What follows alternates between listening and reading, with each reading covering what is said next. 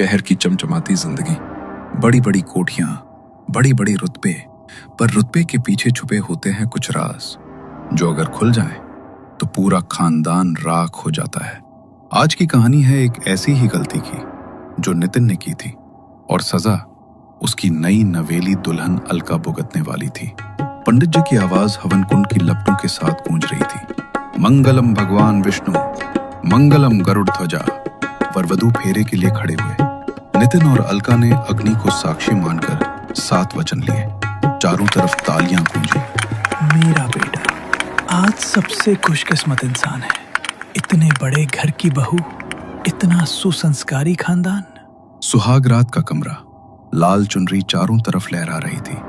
फूलों से सजा हुआ बिस्तर, दियों की लौ बार बार कांप रही थी जैसे कोई सांस ले रहा हो, और हवा में हल्की हल्की घुंघरू की आवाज जैसे कोई अदृश्य पायल पहने धीरे धीरे करीब आ रहा हो। नितिन इसे अपनी जिंदगी की सबसे खूबसूरत रात समझ रहा था, पर सच ये था कि ये रात उसकी जिंदगी की आखिरी सुकून भरी रात थी। अरे वाह, मेरी दुल्हन तो पहले से ही मेरा इंतजार कर रही थी। सॉरी यार, दोस्तों ने जबरदस्ती पिला दी, वरना मैं कब का तेरे पास पहुंच गया होता। पर प्रॉमिस, आज के बाद शराब को हाथ भी नहीं लगाऊंगा। वो अलका के पास जाता है, घूंघट उठाने को हाथ बढ़ाता है। चलो अब तो घूंघट उठा दो, मुझे देखने तो दो कितनी खूबसूरत दिख रही है मेरी बीवी आज। खूबसूरत? अब तक कितनी लड़कियों को कहा होगा ये झूठ। अरे पागल, तुम पहली हो सच में। अचानक उसकी नजर अलका के कंधे के पीछे जाती है। ये कौन है तुम्हारे पीछे? कौन? कोई भी तो नहीं है। नहीं, अभी था कोई औरत लाल साड़ी में, मुझे साफ दिखा। कितनी ज्यादा पी रखी है तुमने। कोई नहीं है यहाँ, शायद दिए की लौ से परछाई उभरी होगी। अब घबराओ मत। अचानक कमरे की सारी लाइटें फ्लिकर करने लगी।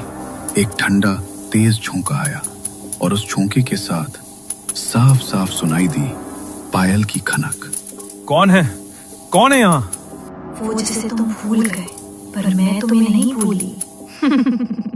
अगले दिन नाश्ते के टेबल पर। अरे बहू, तुमने तकलीफ क्यों की? नौकरानी से कह देती, वो ले आती। नहीं माँ जी, आज पहला दिन है ना, पापा जी को मैं खुद सर्व करना चाहती थी। लो पापा जी, पी लीजिए, अभी अभी गर्म किया है।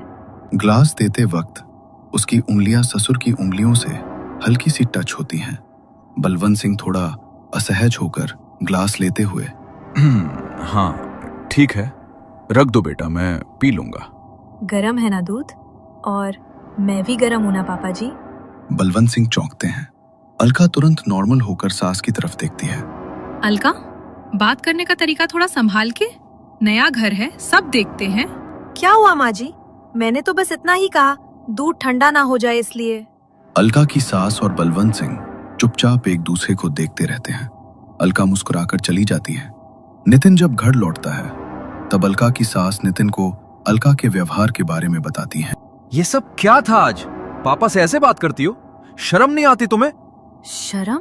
शर्म तो तुम्हें भी नहीं आई थी ना, जब तुम किसी और के साथ। चुप, बस एकदम चुप। तुम पागल हो गई हो क्या? पागल? हाँ, पागल बना दिया था तुमने मुझे, पर अब मैं तुम्हें पागल बनाऊंगी। अचानक से लाइट्स फ्लिकर करने लगती है और फ्यूज उड़ जाता है। सब तरफ अंधेरा फैल जाता है और नितिन की नजर अलका पर पड़ती है तो उसके पैरों तले जमीन खिसक जाती है। वो जोर से चिल्लाता है। उसकी चीख सुनकर नितिन की माँ और पापा नितिन के कमरे में पहुंचते हैं। तभी लाइट्स ऑन हो जाती हैं और जब सब लोग अलका को देखते हैं तो वो बिल्कुल नॉर्मल थी। वो रात किसी तरह से कट जाती है। अगले दिन सुबह लेकिन परिवार वाले समझ गए थे कि कुछ गड़बड़ जरूर है। अलका की हरकतों को देखकर उन्हें समझ आया था कि अलका के ऊपर कोई काला साया है। दीदी, ये सब क्या हो रहा है? मुझे डर लग रहा है। अगर मेरी बात मानो तो नींबू फूंक कर अलका के बिस्तर के नीचे रख दो। अगर सुबह सड़ जाए तो समझ लो काला साया है। रात को अलका के तकिए के नीचे एक नींबू रखा जाता है। सुबह जब देखते हैं तो वो नींबू पूरी तरह से सड़ चुका होता है, सूख कर काला पड़ जाता है। लोगों के बीच ये मान्यता बहुत प्रचलित है कि अगर किसी पर बुरी नजर, काला जादू या ऊपरी बाधा होती है तो नींबू रात भर में उस सारी नकारात्मक ऊर्जा को सोख लेता है इसलिए सुबह तक वो सड़ जाता है। अलका के साथ भी यही हो रहा था। हे भगवान, ये तो सच में। अगले दिन सुबह से लेकर शाम तक सब कुछ नॉर्मल था, लेकिन जैसे ही रात हुई, अलका कमरे के बीचों बीच खड़ी थी। दरवाजा हल्का सा खुला था। हवा का झोंका आकर उसकी साड़ी के पल्लू को उड़ा रहा था। लाल रंग की साड़ी उसने इतने अदा से लहजे में लपेटी थी कि पेटीकोट का नाड़ा भी दिख रहा था। आंखों में मोटा सा काजल, होठों पर गहरी लाल लिपस्टिक और बालों को खोलकर एक तरफ झटकते हुए वो मुस्कुरा रही थी। वैसी मुस्कान जो सीधे मर्द के दिल में उतरती है। वो धीरे धीरे कमरे में घूम रही थी, कमर को लचकाकर जैसे कोई कोठे की तवायफ अपने मेहमान को रिझा रही हो। कभी दीवार से पीठ टिकाकर साड़ी का आंचल सरका देती, कभी उंगलियों से अपने गले को सहलाते हुए दीवार की तरफ देखती रहती। नितिन दरवाजे पर खड़ा ये सब देख रहा था। उसका चेहरा सफेद पड़ चुका था। उसने अलका को आवाज दी, अलका, होश में आओ अलका, ये क्या बिहेवियर है तुम्हारा? कौन अलका? इतनी जल्दी भूल गए मुझे? आज भी मैं तुम्हारा इंतजार करती हूँ, पता है कहाँ? कोठे पर। अलका, ये क्या बोल रही हो तुम? क्या हो गया तुम्हें? तभी अलका बेहोश होकर गिर जाती है। नितिन उसे उठाकर बेड पर लिटा देता है। उसे समझ आ गया था कि अलका के शरीर में अलका नहीं, कोई और थी। वो कौन थी जिसका बदला पूरा खानदान भुगत रहा था? अगले दिन नितिन की माँ ने तांत्रिक बाबा को बुलाया। बोल, तेरा नाम क्या है और क्यों इस बेचारी को तकलीफ दे रही हो? नीचे बैठी हुई अलका अचानक सिर उठाती है और बलवंत सिंह की तरफ देखते हुए कहती है, नाम तुम भूल गए? रेशमा। नितिन सेठ की रेशमा। वापस आ गई हूँ मैं। रेशमा? रेशमा का नाम सुनकर बलवंत सिंह और नितिन की रूह कांप जाती है। करीबन 2 साल पहले की बात है। एक रेड लाइट एरिया में नाच गाना चल रहा था। शराब की बोतलें खुल रही थी। अजीत नितिन से कह रहा था, चल यार, आज तुझे जिंदगी का असली मजा दिखाता हूँ। यार, ये सब ठीक नहीं। अरे डर मत, एक बार ट्राई कर, फिर तू खुद आएगा। रेशमा नितिन के पास आती है। आइए हुजूर, आज आपकी खातिर में हमारी जान हाजिर है। अब नितिन और रेशमा रोज रोज मिलने लगे। नितिन को लगा ये सिर्फ मौज मस्ती है, पर रेशमा के लिए ये प्यार था, सच्चा प्यार। नितिन, मुझे यहाँ से ले चलो, मैं तुम्हारे लिए सब छोड़ दूंगी। पागल हो गई हो? मैं अपने खानदान का इकलौता वारिस हूँ और तुम्हारे साथ भागूंगा, तुम्हारे जैसे कोठे वाली के साथ। ये सुनकर रेशमा की आंखों में आंसू बहने लगे। फिर नितिन की शादी तय हो गई। वो रेशमा से दूर हो गया, पर रेशमा प्रेग्नेंट थी। उसने नितिन के घर जाने का फैसला किया। नितिन, मैं प्रेग्नेंट हूँ। तुम्हारा बच्चा मेरे पेट में है नितिन, तुम हमें नहीं छोड़ सकते। तुम्हें अंदर किसने आने दिया? ब्लैकमेल कर रही हो मुझे, साली कोठे वाली। ये सब पैसों के लिए कर रही है ना तू? रुक, ये ले 20 लाख और निकल जा यहाँ से।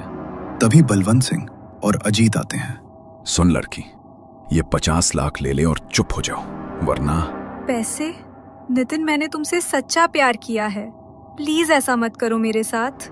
रेशमा की हालत रो रो कर इतनी खराब हो गई थी कि वो वहीं पर बेहोश होकर गिर गई। नितिन, बलवंत सिंह और अजीत ने मिलकर उसे सरकारी अस्पताल में भर्ती करवाकर वहां से चले गए। उसी अस्पताल में रेशमा ने एक बेहद खूबसूरत लड़के को जन्म दिया। लेकिन जैसे ही ये बात नितिन को पता चली, उसने अस्पताल में जाकर रेशमा का गला घोट दिया और उसका खेल हमेशा हमेशा के लिए खत्म कर दिया। रेशमा मर गई, पर उसकी आत्मा मरने से पहले कसम खा चुकी थी। अगर मैं नहीं जी सकी तो मैं भी तुम में से किसी को चैन से जीने नहीं दूंगी। तूने कहा था रानी बनाऊंगा, बनाया रखेल। अब मैं तेरी बीवी को बताऊंगी रखेल क्या होती है। वो हंसती है, हंसी कमरे में गूंजती है। ये बहुत शक्तिशाली है, इसे वश में करना आसान नहीं। पर एक बात बताओ, उसका बच्चा कहाँ है? कहीं तुमने उसे भी तो नहीं मार डाला? तांत्रिक बाबा की ये बात सुनकर सब एक दूसरे की तरफ देखते हैं। क्या रेशमा के साथ साथ उस बच्चे को, उस नन्हे से जान को भी नितिन ने मार दिया था? अलका के शरीर पर रेशमा का कब्जा था। उसकी आंखों में वो आग थी जो पूरे खानदान को राख करने के लिए काफी थी। तांत्रिक बाबा उसे रोकने की कोशिश कर रहे थे, लेकिन रेशमा का गुस्सा किसी तूफान से कम नहीं था। रेशमा, रुक जा। तू एक मासूम शरीर को कष्ट दे रही है। तुझे मुक्ति चाहिए या नहीं? मुक्ति? मुझे मुक्ति नहीं, इंसाफ चाहिए बाबा। इन लोगों ने मेरे प्यार का गला घोटा, मेरे बच्चे को मारा, और अब ये चैन से जी रहे हैं। नहीं, आज सबका हिसाब होगा। नहीं रेशमा, किसी ने तेरे बच्चे को नहीं मारा। तेरा बच्चा जिंदा है। माँ, तुम पागल हो गई हो। उस नाजायज औलाद को जिंदा रखा तुमने? एक शब्द और नहीं। अगर मेरे अंश के बारे में तूने कुछ कहा तो तेरी आवाज हमेशा के लिए छीन लूंगी मैं, हमेशा के लिए। मैं सच कह रही हूँ रेशमा, तेरा बच्चा मेरे पास है, बिल्कुल ठीक ठाक, सही सलामत। जैसे ही मुझे पता चला कि तू प्रेग्नेंट है और अस्पताल में बच्चा पैदा हुआ है, मैं खुद दौड़ी गई। डॉक्टर नर्स से झगड़ा किया और अपने पोते को गोद में उठाकर सीधा रमेश के घर गई।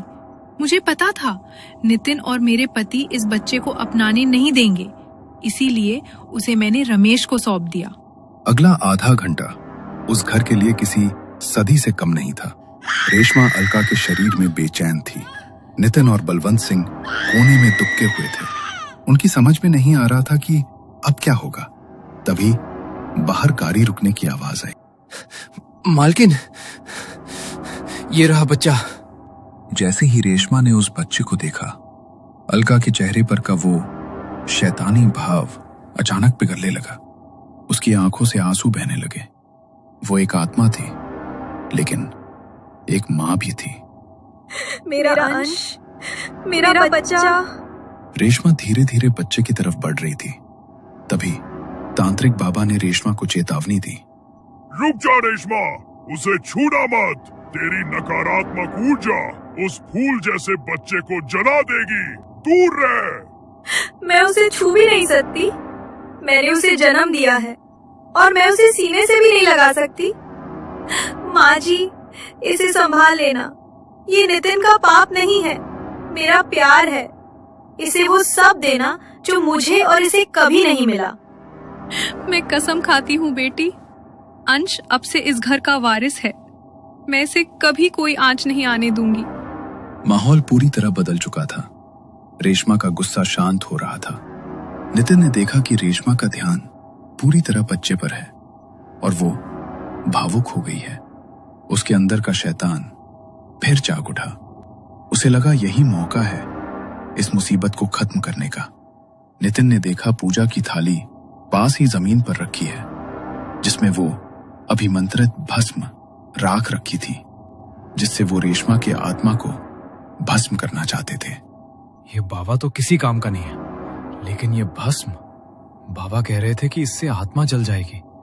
आज मैं खुद इसका काम तमाम कर दूंगा।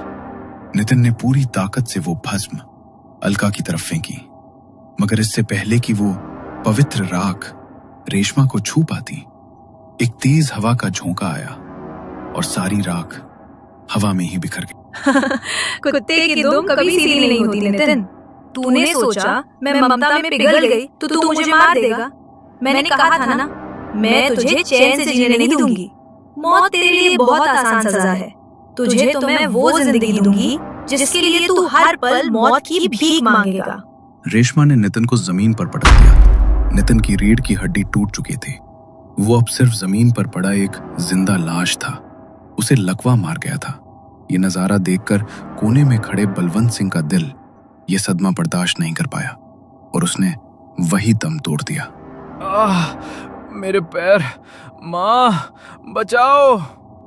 हिसाब बराबर, एक मर गया और दूसरा लाश बनकर जिएगा। रेशमा, तेरा बदला पूरा हुआ। पापियों को सजा मिल गई। अब इस लड़की को छोड़ दे। देख, तेरा बेटा भी डर रहा है। उसकी खातिर अब जा यहाँ से।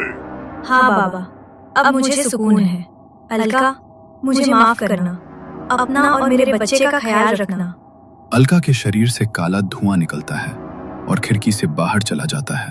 अलका बेहोश होकर गिर पड़ती है। 1 महीने बाद, उस भयानक रात को गुजरे 1 महीना हो चुका था। रेशमा चली गई थी, लेकिन अपने पीछे बहुत कुछ छोड़ गई थी। घर के आंगन में धूप खिली थी। नितिन व्हीलचेयर पर बैठा था। उसका शरीर हिल नहीं सकता था, वो बोल नहीं सकता था। बस उसकी आंखों में हमेशा एक खौफ रहता था और उसके सामने अलका बैठी थी, जिसकी गोद में रेशमा का बेटा अंश खेल रहा था। मेरा प्यारा बच्चा, देखो पापा को हेलो बोलो। डर क्यों रहे हो नितिन? देखो अंश की आंखें बिल्कुल रेशमा जैसी है ना? अलका वही लोरी गा रही थी जो रेशमा अक्सर गाया करती थी। क्या रेशमा सच में चली गई थी, या अलका के अंदर उसका एक अंश अब भी बाकी था? ये राज ही रह गया। पाप का अंत हुआ, लेकिन उसकी परछाई हमेशा के लिए रह गई।